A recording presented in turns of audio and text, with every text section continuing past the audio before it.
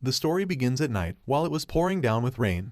We see a group of people gathered at a funeral, and here at the wake is a boy full of rage and anger as a girl hugs him while looking at the tombstone and remembers what had happened. We see inside the boy's mind how a man named Howard is about to die, but when the boy approaches to try and help him, he calls out to the boy by name, Ray White, and who is also our main protagonist. Howard warns Ray and tells him that he must survive this no matter what. But right after he said it, Howard is then destroyed, and right after, Ray quickly turns his head to the side and sees a woman laying on the ground, who seems to also be dead. Then Ray furiously screams and unleashes a great power that makes his eyes and hair freeze up, and also causes a giant ice dome around them. While the ice dome forms around the area, another person is seen far away in the distance observing the boy using his powers and witnessing Ray using his skills in a way they never could imagine. After the dome heats up and begins to fade away, and Ray is seen holding the woman in his arms, but this was all a memory from the future, and before all this happens we see a young Ray White beginning his first day of high school, and we have a change of scenes. Ray is arriving for the first time at the new school called the Academy of Sorcerers. While he walks in, he stops for a moment to look on the school map and tries to locate the auditorium, since he got lost and still doesn't know where he is. While he stops to look at the map, a green-haired girl bumps into him and nearly falls over, but before she does, Ray manages to take her hand just in time.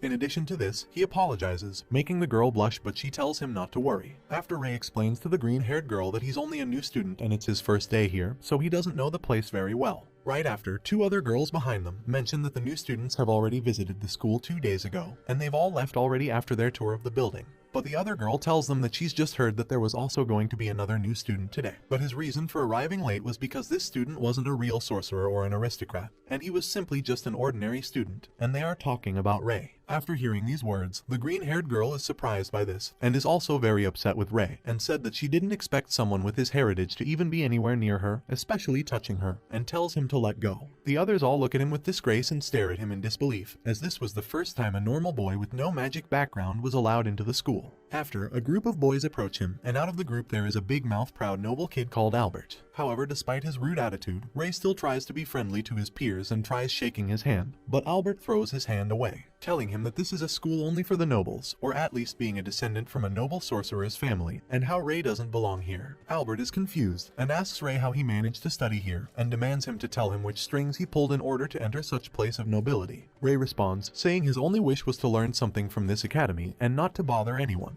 But this response bothers Albert a lot, so he tries to fight him, but before he delivers another blow, he is interrupted by a sweet-hearted girl who seems to be known by all the students of the school and is apparently a powerful first-class mage named Amelia Rose. She tells Ray and Albert to stop at once, and Rose introduces herself to Ray. She is a daughter to one of the most powerful sorcerer families in the world. The ceremony begins and welcome all the new students at the academy. And the host of the event does a presentation, and she tells everyone that Arnold's Academy is the most prestigious academy in the world and only has the most talented sorcerers. But just because they all come from noble families or prestigious sorcerer backgrounds, this does not mean that they can just be lazy and not work as hard, as all mages that study here will still have to train incredibly hard to be able to achieve first-class sorcery. And to stand out from the rest of the class, you will need to learn important skills and test your abilities as a sorcerer. At the end of her speech, she introduces herself as the principal named Abby Garnet, and after the announcer gives the name of who will be the school student representative, which turns out to be Amelia Rose. After the ceremony, they all enter the classroom, but they realize that everyone is speaking poorly about Ray. Meanwhile, the teacher tells him to introduce himself, and he tells them all that he is the new boy who comes from an ordinary family, and he's well aware that he happens to be the only person in the school's history since its foundership who doesn't possess any sorcery at all. But although this is true, he's still truly honored to be accepted into the school, and he promises to the teacher and the rest of the class that he will work just as hard as they do and not to let any of them down. After his introduction, she tells him to take a seat. When walking to his seat, Amelia Rose thanks Ray for such a good introduction, and this makes Albert angry. But when Ray sits in his seat, he looks outside the window and the school bells begin to ring. While the bells ring, he looks towards the outskirts of the school and we see the rest of the city. But while he keeps looking outside, Ray begins to have a horrible visions of the city burning as it suddenly starts to catch fire. He tries to see what the cause of the fire was by going deeper into the vision. But just then the teacher is repeatedly calling out his name, making Ray come back to reality. The teacher throws a piece of chalk at him to get his attention and he manages to catch it. But then the chalk explodes and she tells him to start concentrating. She continues on with the topic of the class, which is about the ranks of the sorcerers. Then the teacher asks Amelia Rose if she knows all the ranks of magicians. Amelia tells her that the Sorcery Society is made up of 5 ranks. There is bronze, being the lowest, silver, gold, platinum, and then finally the highest of ranks is called the grand rank, otherwise known as the sacred rank. The teacher tells them all how the sacred rank only holds 7 wizards at a time and are the best in the world. These are beings who possess legendary sorcery skills and can do unexplainable things that they do not teach in the academy. She goes on to say that these 7 sorcerers are everything that they should strive to become, but it's unlikely any student will ever get to become one of the 7. The 7 grand level sorcerers are known to be from the most infamous families known throughout history, but even so, the 7 magicians are still full of mysteries as they only know some small details about each one of them, which interests Ray and the rest of the class. The teacher tells them that although most of the information about these sorcerers is not available to the public, there is still some things they do know and can teach the class. So the teacher tells them the first secret, which is that their headmaster, Abby Garnet, is one of the 7, and she is the sorceress who dominates the fire class. She then tells them about another one of the 7, called Caroline, who is one of the best sorceress, and is mostly known for her excessive and deep research of the dawn of all sorcerers, and who happens to be the only one out of the 7 who often appears in the public eye. After Carol, she also talks about a man. They call him a legendary hero from the war in the East, and Amelia Rose mentions to the teacher that she seems to be talking about the iceblade sorcerer. The teacher agrees with Rose, and says that the iceblade sorcerer has suddenly disappeared after the war, and as for the rest of the sorcerers, they still don't know anything about them yet. Not even their names. However, she tells everyone that if they have the right goals set in their mind, then they could train very hard and perhaps one of them will be a part of the 7 one day. After this talk, Albert interrupts the teacher and tells her that if they want to teach all the students how to become one of the legendary 7 sorcerers, then why would they bring an ordinary person like Ray to the class, which might slow everyone down, and everyone begins to think the same thing. But this seems to bother the teacher, so she demands silence from Albert and says that everyone in the room is able to study because they have passed the entry exam. So for this reason, even Ray is at the same point as everyone so far. She suggests Albert to be quiet and sit down. After this, the teacher asks Rose to define sorcery, and she answers that it is the art of reconstructing matter in prime, which is the existing matter of the world. The teacher agrees with Rose's answer and explains to the others about Rose's answer in depth. She does a little demonstration of something called code theory, which is the core of how reconstructing matter begins, and says that first of all matter must be coded so they can then use it for magic. After you code and reconstruct the matter, each sorcerer can then add or remove more or less data as they wish, and after that they make the code come true. Then the teacher creates a little spell, and after that destroys it. In addition to this, after creating any spell or magic, they can delete it at any time they want. Rose raises her hand and asks the teacher if there is any limit on reconstructing matter, but the teacher answers, saying that there are no limits on their magical potential, and that their greatness all depends on the ability of each sorcerer's skills and mindset from within. After she explains each way magic can be formed in, and there are 4 categories in which matter can be divided into. There is solid, liquid, gases, and finally plasma state. And other states that are products combined with all of them put together are known as phenomenon magic. After this, the teacher asks again if they have any other questions, and after, a rather quiet student standing at the back of the class asks the teacher if they will also be learning what's called the antimatter code, which ultimately destroys magical spells in an instance, and new spells they've created before can be erased, and it's also known as the Ainsworth twofold method. The teacher tells her no, and that no sorcerer uses the antimatter code anymore, and that it's something they do not need to learn and must be forgotten about. After she decides to continue with the class, and all the students start to practice their first spells, and we see Rose who manages to perform a spell successfully in the matter of seconds. And on the other hand, we see Ray who can't seem to form any spell correctly. Rose was watching him fail at the smallest of tasks, and also many other nobles are watching him, and Albert is still incredibly angry that he has to share a classroom with an ordinary and weak person. After the first class ended, we see Ray walking around the academy, and he notices someone enter through a door, so he decides to follow the person through the door. And there he reaches a library where he meets the mysterious girl that had entered the door, and he realized it was the girl who was asking the teacher about antimatter code theory and the Ainsworth's twofold method. After she introduces herself to Ray as Alyssa Griffith, Alyssa tells Ray that the Ainsworth magic book is what she was looking for, since that has been her obsession and she is Dr. Ainsworth's biggest fan, and this is why she asked the teacher about the Ainsworth theory. She also mentions that she wants to be like Ainsworth since she is an incredible sorcerer and researcher. After, Alyssa asks Ray if he also likes Ainsworth's research too, and he agrees with Alyssa and said that Ainsworth was also something he's obsessed about too, making Alyssa very excited. Alyssa tells him this is the first time anyone else has said they loved Ainsworth like her, and are also interested in the same things, such as the backwards antimatter theory. But right then Ray turns into the ultimate Riz god and randomly switches the subject to say how beautiful her hair is, and why she always wears a hoodie. She gets very nervous and tells him it's because she gets bullied for her ears, as she's half elf, so she always covers them up with a hood. But Ray tells her that her ears are perfect and that he thinks elves are cute. Alyssa asks Ray why he's so mature, and that he doesn't seem to be the same age as the rest of the classmates. And then Alyssa tells Ray that he reminds her of the iceblade god from the tales within the historical books, which surprised Ray a lot. After this, Alyssa says her goodbyes for now, and thanks Ray again for having shared some time with her, as she's always lonely, but now she's just made a new friend. After, Ray visits his dorms for the first time, and he arrives at the room in which he will be sleeping in, and there he meets a guy called Evie Armstrong, who is waiting for Ray's arrival. He tells Ray that he was waiting for him, only to tell him that he was not the same as those rich nobles and he doesn't care if he is a commoner. After, Evie approaches Ray and out of nowhere they do a muscular handshake and compliment each other on how strong they are. They both act in a way that seems like they already knew each other. They both bump their fists and welcome each other to the academy. The next day Ray is exercising, and he quickly passes by a girl, so fast that she almost dropped her flower pot.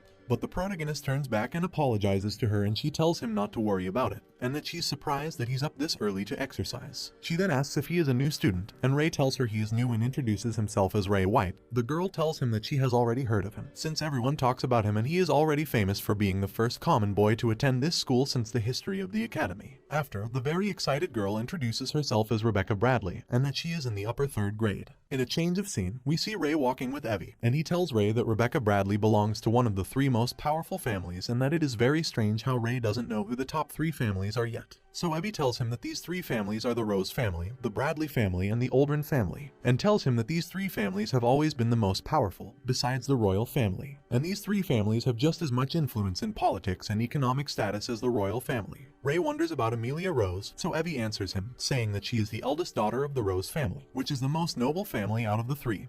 And that she happens to be a kind-hearted individual with good manners and incredible sorcerer abilities. After their talk, Ray tells Evie to go ahead and that he needs to be alone right now, as the headmaster, Abby Garnet, has summoned him into the headmaster's office for a talk. Then Ray goes to see the teacher, and while on his way there, a girl was running in quite a hurry and ends up barging into him. The girl insists that Ray should apologize immediately, but Ray tells her that he doesn't have to apologize at all, since he was the one who was walking normally, and she was the one who was running through the corridors like a little brat. However, she tells him that she is the most popular girl in the school, born of ultimate cuteness, and that her family is known as the Clevelands, so he should be respectful. Ray stops her annoying whining like a Giga Chad, and is the bigger man in the situation, and just apologizes anyway. After, she then seems interested in Ray's mature behavior and seems to then recognize who she is talking to. She calls him the common boy that everyone is talking about. Ray confirms that he is indeed the regular boy, and just then he also rizzes up the girl, who ends up giving him her name, Clarice Cleveland. He tells her he likes her pigtails, making her soak below. She is moved by this compliment, and Ray continues to say how beautiful she is, but then stops her by saying that he needs to be somewhere, and by the way she was running just a second ago, she needs to be somewhere too, and she runs away. Finally, Ray arrives at the headmaster's office and he has received Abby. Surprisingly, Ray doesn't call her the head teacher, but refers to her as the colonel. But she tells him it's no longer necessary for him to call her that, and said that the war is finally over, so he can just call her Abby like everyone else to make sure he blends in. After that, Abby begins to laugh and tells Ray that he hasn't changed one bit since the war, and then told him it's okay to leave. The presence of Ray brings back a lot of memories for Abby, and in a change of scene we see the school is having a training day, and they will spar each other in a fencing class. The first pick is a battle between Albert and Ray, but before starting, the teacher tells the opponents that this is only a mock battle, and if it happens to go any further than that, he will have to intervene. Ray is getting mocked by the rest of the class, and is given the nickname the Withered Wizard. Saying this, the confrontation will begin, and Albert begins to underestimate Ray for being a common boy, and just at that moment when the teacher tells them to start, he launches a great attack against Ray. He thought that Ray would be an easy target to duel with, but Ray, with a single swift and delicate move, manages to end the entire confrontation in seconds, leaving everyone present completely surprised. Albert cannot take the humiliation, and gets even more enraged and launches another attack again with the sword.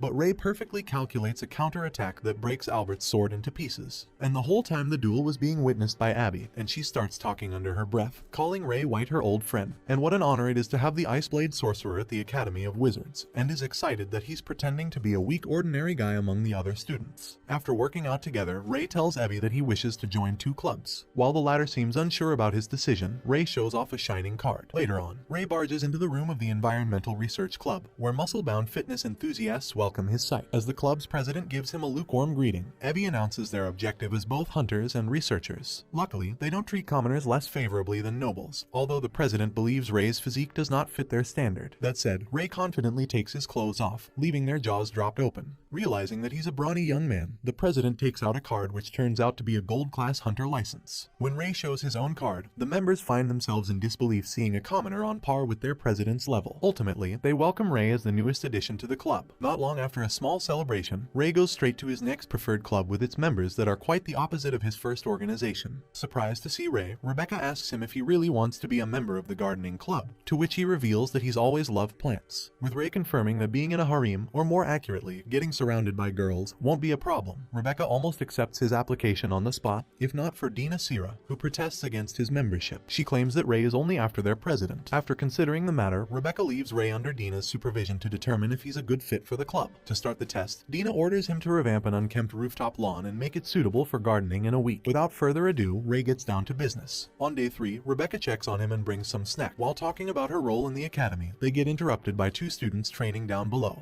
Rebecca then mentions the upcoming Sorcery Swordsman tournament that will determine the strongest swordsman among the students. As Rebecca suggests Ray join the competition, she gets distracted by his muscles to the point that she can't help but touch them. Seeing her reaction, he flexes his biceps, turning her slowly into a simp. In less than a week, the gardening club members are too stunned to speak when they see the result of Ray's hard work. Against her wishes, Dina finally accepts his application. Sometime later, Ray meets Abby, who informs him about a spy hiding in the academy. Should he see anyone suspicious, the principal asks him to report to her office immediately. Heading to the dorm, he stumbles upon Clarice Cleveland, who's busy looking for a bug. While Ray is baffled by her interest in bugs, she reveals that she likes them more than cats and dogs, which unfortunately leaves her with a few friends. As expected, our MC offers to become her friend, and she gladly accepts it. The next day in class, Ray gets asked to explain the branches of sorcery from the low, mid, high, and saint level. He nails the oral recitation, prompting Albert's annoyed face to flash on the screen. With the approaching Kafka Forest skill practical training, the class ends early. Before Helena leaves, she asks the students to form multiple groups with 4 members each. After that, they rush to persuade Amelia to join their party, but she already has her eyes set on Ray. Evie volunteers to team up with his gym buddy. Ray then approaches Alyssa, and with his unmatched riz, she agrees to join their party. Completing the dream team, Amelia takes the last spot, shocking everyone. Afterward, the students are spotted in the woods, where Helena announces the main objective of the training, to reach the center of the forest. She declares that each team's collected stamps will affect the final result, and they will only have 24 hours to finish the challenge. With several monsters lurking in the shadows, Amelia comes up with their formation. The duo will be vanguards, while Amelia and Alyssa will take the center and the rear guard, respectively. Hearing this, Ray suggests Amelia swap positions with him, to which she agrees despite feeling skeptical about his claim that he's experienced with their current practical training. Soon enough, the activity begins. Everything's going as smoothly as planned until Alyssa comes across a giant wasp, scaring the living daylights out of her. As Evie and Amelia prepare to engage, Ray takes it upon himself to eliminate the monster. The reaction on their faces says it all.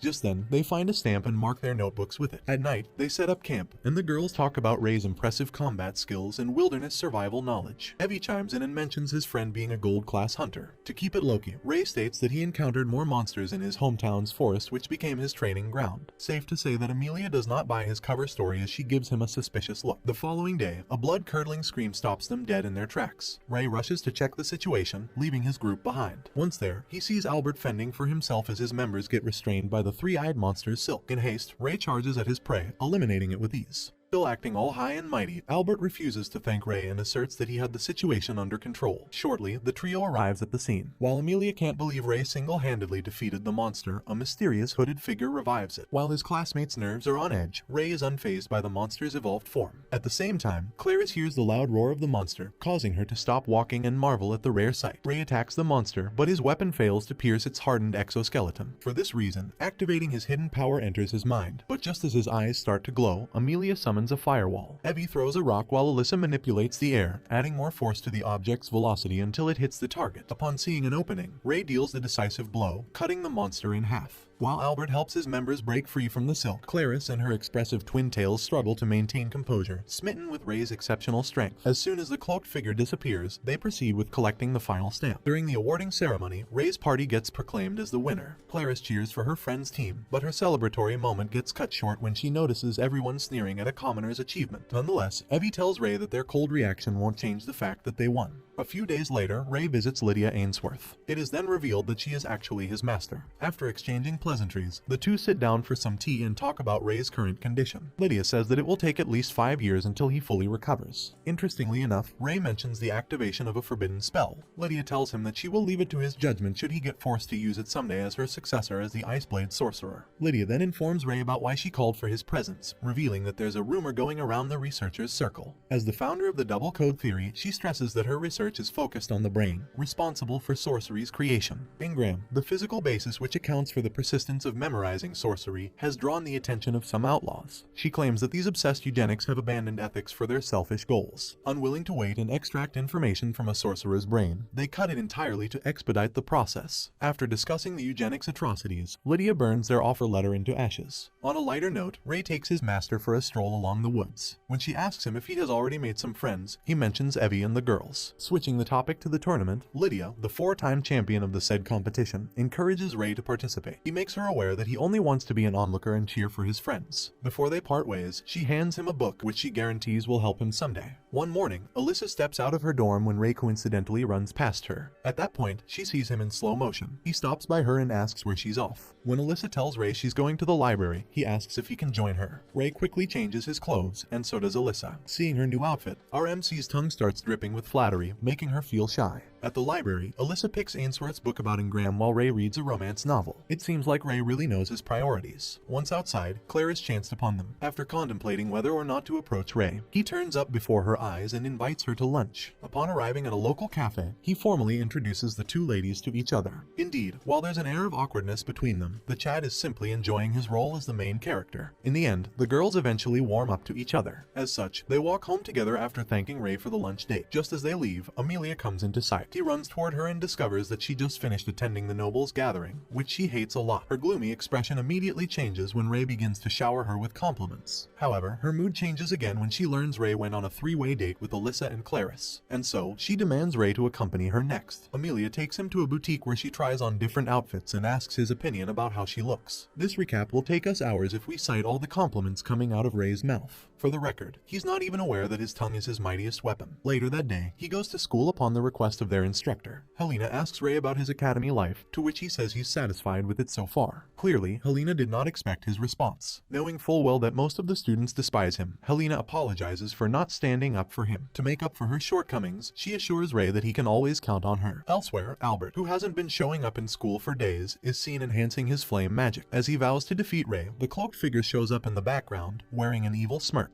The following morning, Rebecca confirms to Ray if he's going to be a part of the committee members at the tournament. He says yes and shares that he plans to cheer for Amelia, who has become the competition's early favorite due to her bloodline. Speaking of which, Ray asks about the last family that completes the top 3 high-ranking nobles. Rebecca reveals that it's the Algren family, with their eldest daughter studying at Dom Academy of Sorcery. A while later, the teacher begins the training for the preliminary competition for the amateur group that will determine Arnold Academy's representative. As the expected representative, Amelia takes down her opponent in under a minute. Determined to push herself to the limits, she asks to fight Ray next. For the nth time, the entitled nobles stare daggers at him. After getting the teacher's permission, the two colleagues start the mock duel, and Amelia charges first. After a series of parrying her attacks, Ray notices that her strikes lack strength, but her speed makes up for it. She continues to be aggressive, but still, she can't land a hit on Ray. In the middle of the fight, he recalls his training days with Havard, which somehow distracts him, getting him carried away. Before Ray delivers the final blow, he manages to stop himself and drops his sword. With that, the teacher declares Amelia as the winner. At the cafeteria, Ray gets cornered by his companions, asking him where he learned swordsmanship. As a response, he confesses that he has a mentor who not only taught him to wield a sword but also introduced him to sorcery. Out of nowhere, Albert disrupts their peaceful meal and asks Ray for a duel.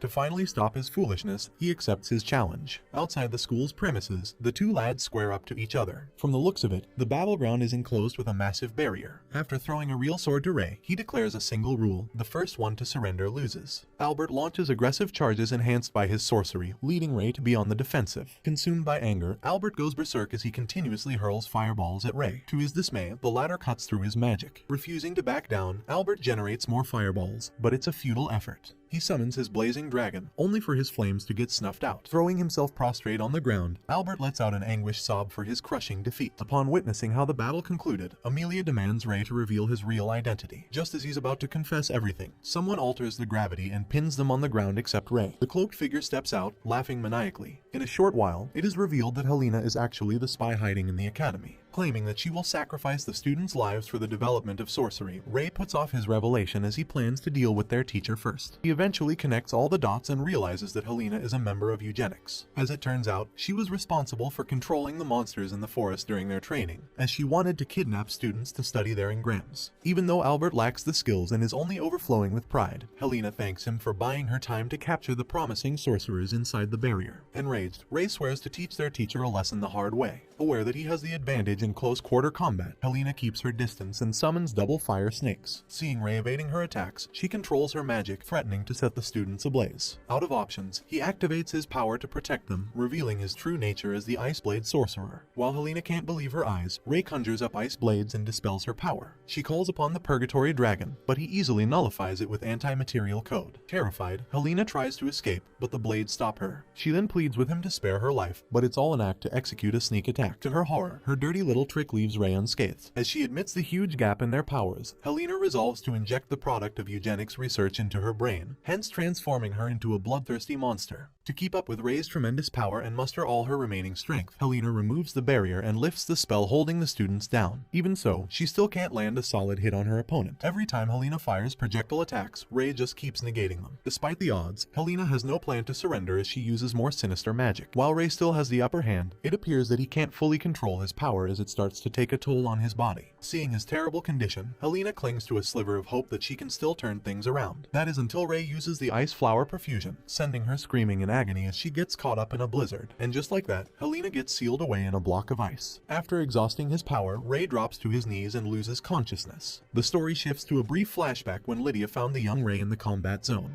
She took him to the military camp and asked the major for permission to keep the child under her care for the time being. When she figured out that the kid was the sole survivor in his village, she decided to take him in. When he woke up, Lydia rushed to check on him and heard his name Ray for the first time. She and Carol had become fond of him as days passed, and they both protested against the idea of sending him to an orphanage. To their relief, the major allowed Lydia to raise Ray for as long as it wouldn't affect her duty as a soldier. Since then, 6 years have passed, and the long-standing Far East War was about to reach its conclusion. With his great talent at a very young age, Ray was sent to the battlefield as he put the enemies into utter destruction. Back at the camp, the major informed the Astral unit that 2 grand sorcerers succumbed to their deaths in the war zone. As the battle intensified, Ray was given the chance to back out, and we already knew that he chose to stay with his newly found family. Touched by his decision, Havard promised Ray that he would protect him at all costs. This is the part where Havard's demise triggered Ray's overheat, a case prone to modern sorcerers, which causes them to lose control of their power and thus overuse their sorcery. This phenomenon could potentially lead to their deaths. Needless to say, Ray refused to kick the bucket. As soon as he wakes up, he is greeted by his master, who tells him that she would have done the same for her comrades. Abby walks in and commends him for capturing the culprit and saving the students. Just as Lydia leaves, her maid Carla Hale whispers to Ray that her boss cares about him a lot. Now alone with Principal, she confesses that she was against his admission to the academy because he has already suffered a lot. It was Lydia who begged Abby to let Ray live a normal life despite the world's unfair treatment of the commoners. Even though Ray had them as his guardians, she wanted him to meet some friends his age. While Lydia bawls her eyes out outside after confirming that Ray is fine, he also sheds a tear as soon as Abby leaves the room. Subsequently, his friends visit him. He apologizes for keeping his identity as the iceblade sorcerer a secret for a long time. He also speaks about using Chrono's lock to suppress the effects of overheating, which makes him unable to use sorcery. During the outburst, Ray reveals that he lost someone he holds dearly, severely injured his master, and claimed countless lives of the kingdom's enemies. As he revisits the painful memory, he starts to question his existence, thinking that he has no right to be by everyone's side. Amelia takes his hand and tells him that she wants him to stay with her, regardless of his past. The rest of the squad joins Amelia and promises Ray that they'll stick together until the end. Night falls, and Albert turns up at the clinic to apologize to Ray. After accepting his apology, Ray knocks some sense into his head and advises him to retrospect to determine his true strength. Back in school, with Helena out of the picture, a new teacher gets introduced, the charming sorcerer, Carol.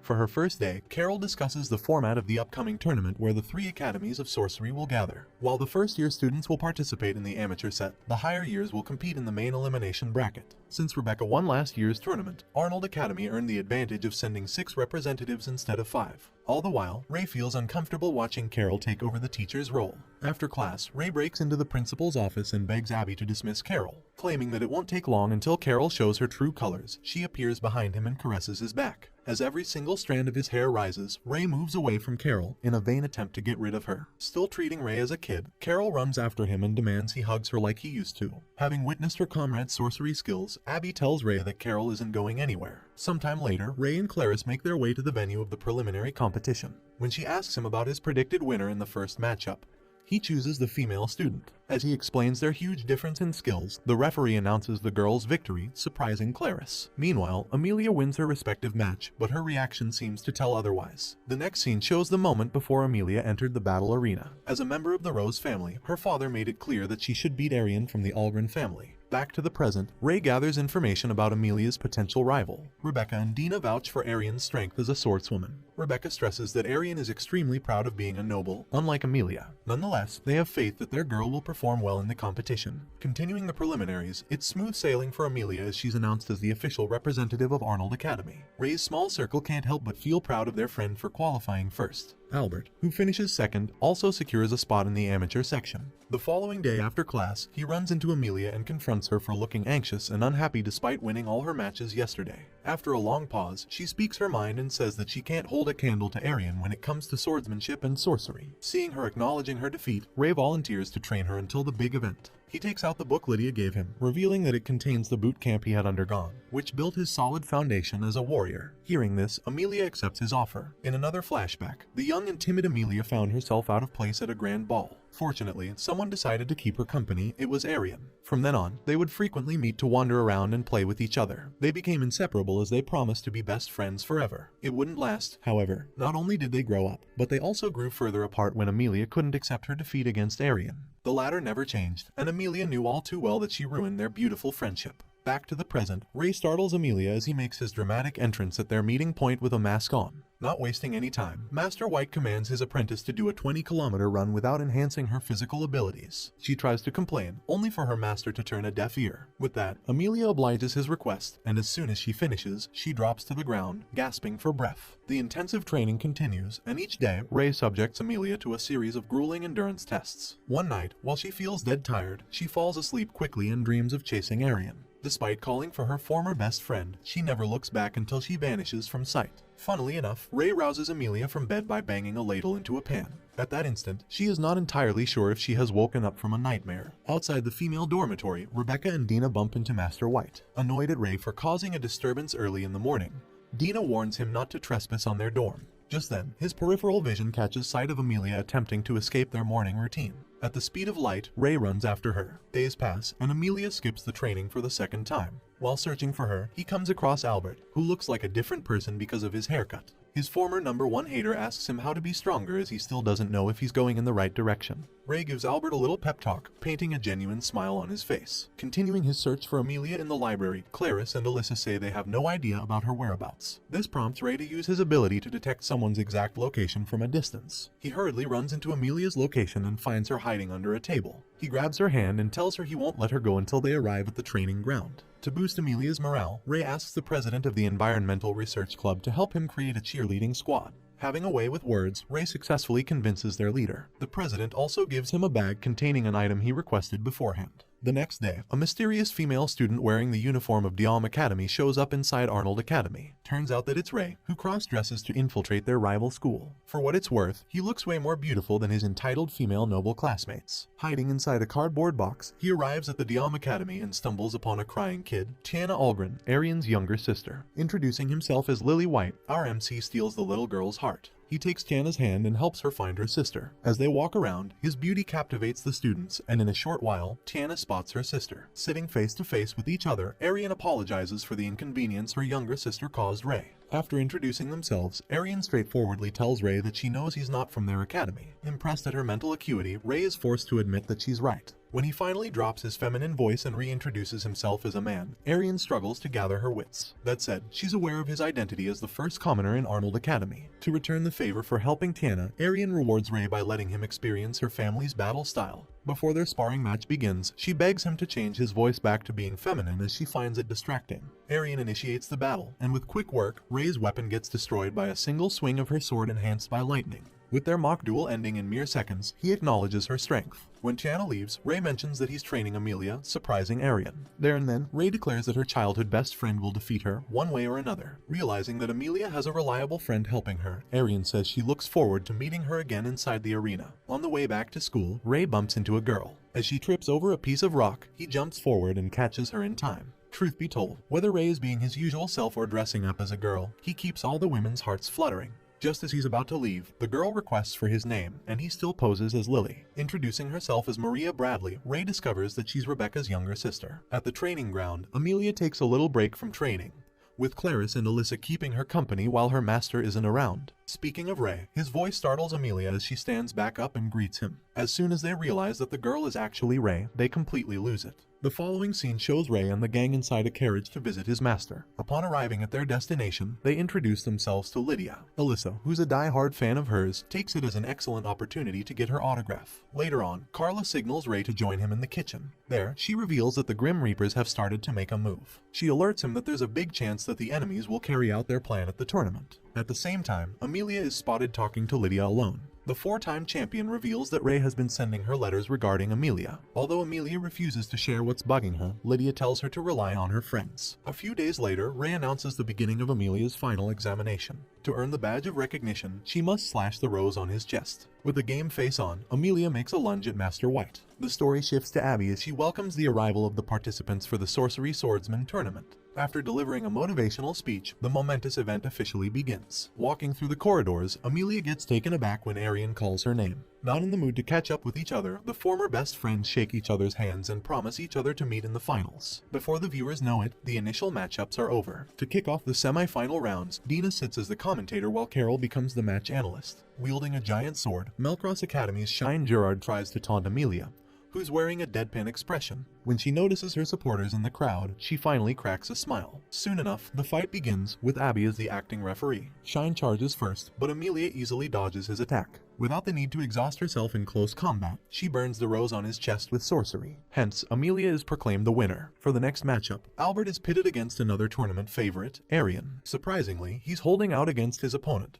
But after exchanging a series of aggressive charges, Arian suddenly gets the upper hand, knocking him back. As she suggests Albert concede, he gets back to his knees and dashes toward his opponent. He manages to disarm Arian, but when he's about to deal the final blow, she activates her version of the legendary bare-handed blade block, cutting his weapon in the process. With a solid punch in the gut, Arian secures her win as Albert flies into midair and falls outside the ring. Elsewhere, a Grim Reaper trails behind Ray. As soon as he detects an ominous presence, he turns around but sees no one, only droplets of acid-like fluids on the floor. He finally calms down when he sees his club president approaching him. Not long after, he leads him to a room where Abby, Lydia, and Carol have gathered. As he expresses his interest in the people guarding the room, Carla tells him they are from the Hale tribe, the unit in charge of the Empire's intelligence. Lydia cuts in, revealing Carla as the best intelligence agent, who also happens to be the sister of the club president, Rex Hale. With Lydia and Carol bickering in the background, Abby informs everyone that the Grim Reapers have invaded the tournament to abduct children from noble families. For this reason, Abby asks Ray to stay on his toes and work with Rex to ensure the students' safety. Back at the competition, Rebecca emerges victorious against her opponent. While Dina announces the next matchup, Alyssa and Clarice tell Ray that Amelia has shut herself in her room. As they talk about how they will address the problem, Dina declares Lucas Forster from Melcross Academy as the winner of the latest fight. The clash only lasted for 2 seconds, smashing a new tournament record.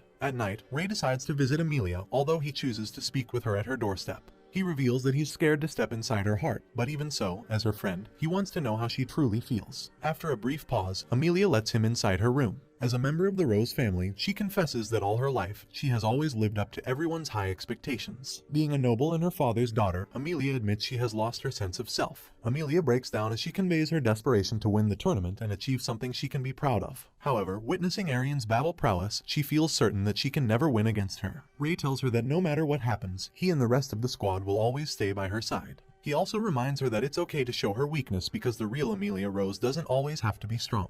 After confiding all her worries to Ray, she holds his hand to sleep. At that moment, Ray recalls Amelia's ardent and burning eyes during her final test in the boot camp. The day of the grand finals for the amateur bracket finally arrives. The heads of the households of both high-ranking noble families grace the event, hoping for their respective daughters to claim the coveted title. Minutes before the main event, Rex notices a light signal. He excuses himself for a moment to attend to a security matter, leaving Dina throwing a fit.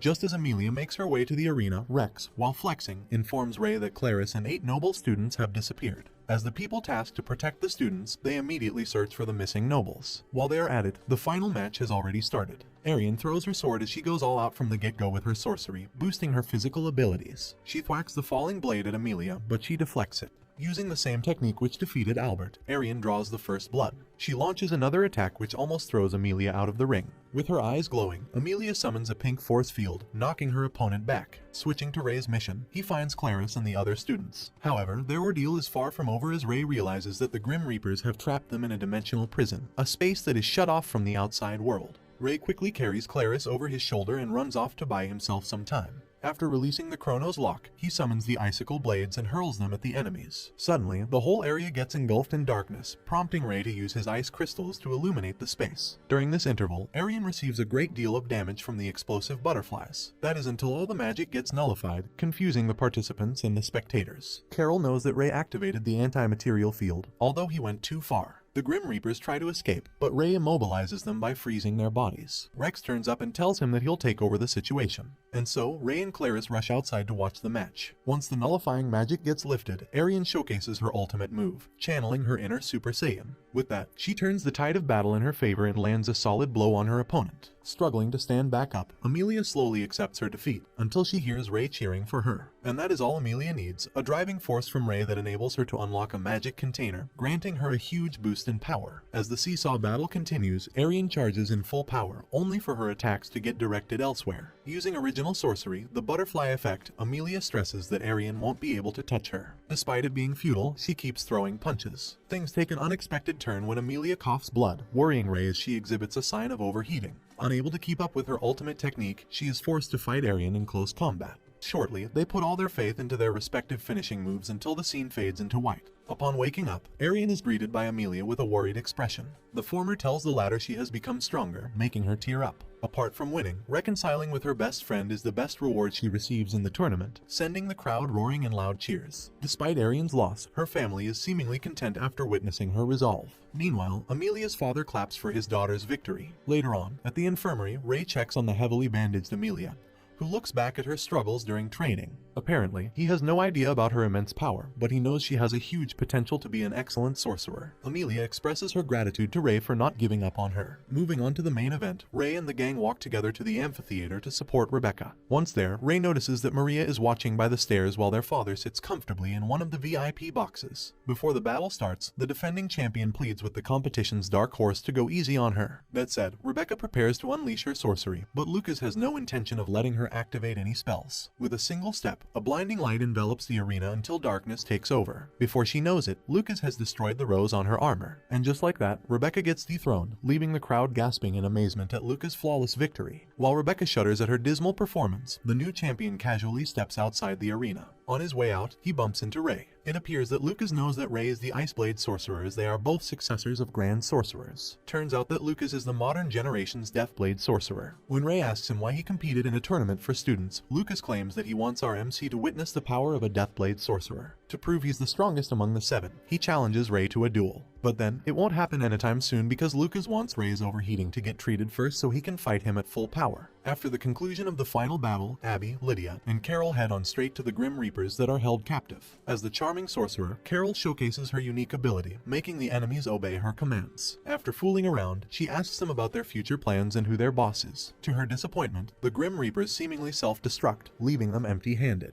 As the tournament ends, the students gather in the arena for the closing ceremony. While Abby delivers another speech, Rebecca scans the crowd and sees her father talking to someone. A few days later, the class gets into a heated argument when Ray suggests a maid cafe as their booth for the upcoming school festival. Well, it's actually Amelia's idea, but she lets Ray do the talking. Initially, the nobles can't picture themselves wearing a servant's outfit until Carol shows them how it's done. After the tumultuous meeting, Ray and Amelia get shocked to the core when Dina informs them that Rebecca is engaged. Elsewhere, Rebecca's father signs a contract with Evan Bernstein, the man he was with during the tournament. As part of the deal, he will surrender Rebecca to Evan. In the middle of the streets, a man named Glutton sucks the engram of an assassin from an opposing faction. Just as he fills himself up, a cloaked figure with a mask steps in and takes the poor guy's brain. Eerily enough, the corpse stands back up. It is then revealed that they are looking for a vessel for their organization to reach new heights in sorcery. To make it short, they're searching for Rebecca, who's crying blood at that point. The next morning, Ray approaches Rebecca and congratulates her on her engagement. She clarifies that even though she's already engaged, she will stay in the academy until she graduates. Hearing this, Ray feels relieved that she won't resort to an untimely exit. When they shake each other's hands, Ray detects something. On a lighter note, the male students start to prepare the booth, and we all know why they are so pumped up.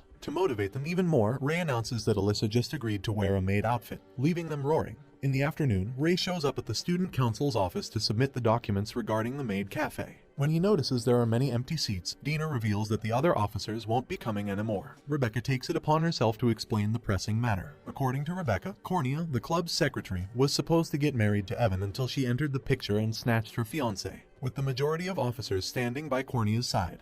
They joined her and abandoned their positions in the student council. As expected of RMC, he volunteers to lend them a hand. Just as Ray leaves the room, Dina follows him and informs him that the rushed engagement doesn't sit right with her. She believes that Rebecca's fiancé might be plotting something against her friend. While having a late-night shower, Rebecca, who's still crying blood, ponders why she keeps seeing Ray's past in her dreams. When she steps outside the shower room, someone turns the lights on. With a suspicious look on her face, Maria asks about the blood on the washcloth. Rebecca claims that she's having nosebleeds lately. When she's asked about how she's holding up with her engagement, she tells Maria that she's fine. However, once Rebecca is back in her room, she drops the facade and bursts into tears. As the school festival draws near, the girls get on a clothing fitting. Ray enters the room, and his tongue automatically tells the girls how beautiful they look. Clarice arrives with a ghost outfit, but despite her creepy costume, Ray says she's cute. Night falls, and Ray waits for Rebecca to finish all the paperwork. He offers to take her home since she's no longer staying in the dorm after her engagement. A few blocks away from her fiancé's house, Evan turns up. After introducing themselves to each other, the husband-to-be takes it from there. While Ray feels uneasy, Rex appears behind him. He leads him to Abby and the others discussing Evan's ulterior motive. After looking into the matter, they suspect that Evan is living someone's identity, and that he is after Rebecca's sorcery eyes. In exchange for replacing the Rose family as the highest in the top 3 noble families, Rebecca's father agreed to let Evan marry his daughter, unaware that the man is a sorcery eye collector. Strangely enough, she continues to get a glimpse of Ray's past in her dreams. At school, Maria meets with Ray. Although she's insecure about Rebecca being the perfect daughter, Maria admits she can't just turn a blind eye to her elder sister's suffering. Ray assures Maria that he will protect her sister. Unbeknownst to them, Rebecca is watching in the background. Sometime later, she can hardly fall asleep as her mind keeps rewinding Ray and Maria hugging each other. One night, Ray and Rebecca meet in their dreams. She asks about who he is, and just as he's about to reveal his identity, he wakes up. After that, one of his eyes also bleeds. The following morning, neither of them talks about last night. Rebecca is dying to know the truth, but she stops herself from asking Ray about it. Soon afterward, the day for the school festival finally arrives. While the Algren sisters want to see Amelia, Maria hopes to chance upon Lily. Speaking of which, Lily returns, drawing everyone's attention. As such, one of the guys claims that the door to the new world has opened for him. While Arian is as gobsmacked as ever, Tana feels delighted to see Lily. Switching to his #1 simp, Maria struggles to pull herself together around him. Unfortunately, Lily's cameo ends for now as he returns to being a Chad, accompanying Rebecca to at least help her forget her problems just for a day. Outside the school grounds, Maria comes across a strange woman. To her horror, the woman warns her that her sister will die. At the same instant, Ray learns about it from Lydia, who tells him that he can prevent it from happening. Just then, Rebecca's father steps in and begs Ray to save his daughter. On the second day of the festival, while everyone is busy, Evan starts to make his move and abducts Rebecca. As soon as she regains consciousness, Evan begins her reawakening. Using his ability, Ray manages to locate Rebecca's whereabouts. There, multiple monsters welcome his sight. Although they are weak creatures, Ray worries that his inside code might not last with their numbers. That is until his squad arrives at the scene to remind him of his own advice that they should rely on each other. With their teamwork, they eliminate several monsters at once. As Glutton heads to the top of the mountain, Ray's friends assure him they can handle themselves. And so, Ray rushes to save Rebecca. In another flashback, Rebecca's father revealed that the Bradley family was cursed. Once every few generations, someone in their bloodline would suffer from the evil power of Kroots. Since Rebecca couldn't fully control her sorcery eyes, she wouldn't be able to live past the age of 20. From one revelation to another, the cloaked figure who works with Glutton reveals himself as the real Evan, while the Evan who kidnapped Rebecca and is engaged to her turns out to be the mysterious woman, Lyslot Eden, the fabrication sorceress. Claiming that she controlled him and stole his life, Evan vows to send her to the afterlife. With Rebecca as the Kroots' host, Evan attempts to wrap her in flames until Lyslot interferes to stop him. Using her ability, she sends Evan to another dimension. Lyslot then tells Maria she should leave everything to Ray, signaling his grand entrance at the scene. Craving for the iceblade sorcerer's engram, Glutton charges at him, only to crash into a barrier summoned by Lyslot. She tells Ray about her objective, which is to make Rebecca go through overheating and have him help her seal it. She reveals that Ray is the only one who can save Rebecca because they're connected. Lyslot admits that it's her true contract with Rebecca's father, and whatever means Ray chooses to use, as long as she lives, it doesn't matter. Minutes later, Glutton breaks the barrier, prompting Ray to activate his power. As they clash, Lyslot reunites with Evan in a separate dimension. Using the same taboo technique Helena used during the fight with Ray, Evan turns himself into a bloodthirsty monster. He lunges at Lyslot, but he fails to penetrate her defense. With a single spell, Evan returns to his human form with mortal wounds. Before he succumbs to his death, he asks Lyslot if she's the strongest among the 7. To which she says no, revealing that the iceblade sorcerer is the most powerful among them. Back to Ray's friends, they let out a sigh of relief after eliminating all the monsters, or so they thought. More gigantic monsters appear and attack them. Fortunately, the veteran sorcerers arrive in perfect timing as the students have used up most of their mana. Carla, Abby, Carol, and Lydia treat the students for a spectacle as they display their opus abilities and annihilate all the monsters. On the other hand, Glutton unleashes his full power as he transforms into Ogre Rakshasa. With his brute strength, Ray becomes the enemy's punching bag. Just as Glutton is about to devour Ray, he reveals his trump card, freezing his opponent to death inside the red ice. As Ray falls to the ground, Maria stops Rebecca from helping him. Maria blames her sister for making everyone around her suffer. She even slaps Rebecca in a desperate attempt to spark negative emotions from her. As soon as Rebecca overheats, Ray uses Chrono's lock to prevent it from consuming her, hence saving her life. After the incident, the love rivals, Rebecca and Amelia, agree to compete for Ray's affection. Alyssa and Clarice intervene, but before they can pester them with questions about their deal, Ray comes into view. Just then, the night sky glows with fireworks. The following day, Ray visits Havard's grave and introduces all his friends to him. As the first season draws to a close, a little girl is seen patiently waiting for her brother to return.